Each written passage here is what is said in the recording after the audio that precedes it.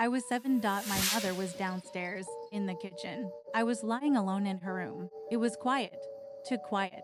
The ceiling fan made this slow ticking sound. Then, I felt it. My blanket it started to slide off me. Not fast. Slowly. Like someone was pulling it. But no one was there. I didn't move. I didn't even breathe. I was terrified.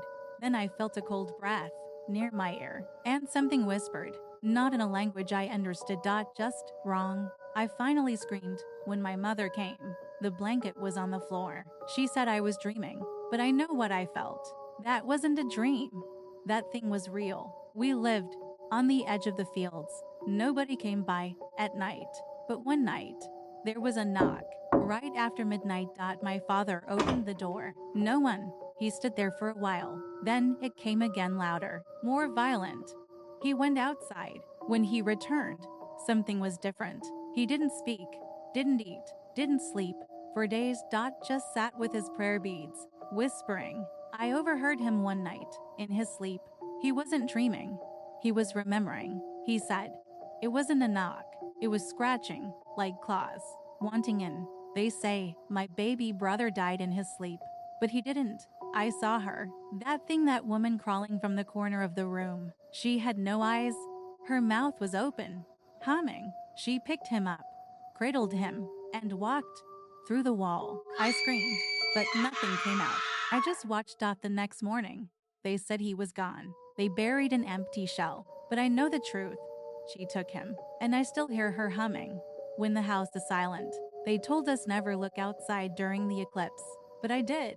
There was a goat on the stairs, except it wasn't a goat. It stood upright, like a man, hooves folded across its chest. It had eyes, red, glowing. And that smile, too wide, too human. I shut the window, prayed all night, but the next morning there were hoof prints, burned into the steps. My grandmother cried, said we'd been marked. She died 2 days later. Sometimes I still smell burning hair right outside my door. The well in our backyard was sealed. Old. Forgotten. But one day, I heard my name coming from inside it. I thought it was my brother, playing tricks, but it wasn't his voice. It sounded like me. Calling out. I looked down into the dark, and I saw myself staring back, smiling.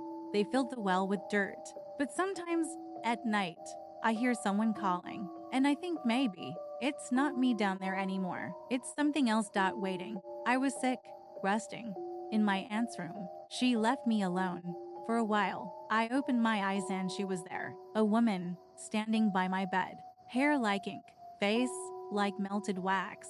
She didn't blink. She just stared. Then vanished. Later, I saw her again in the mirror, not just once, again. And again.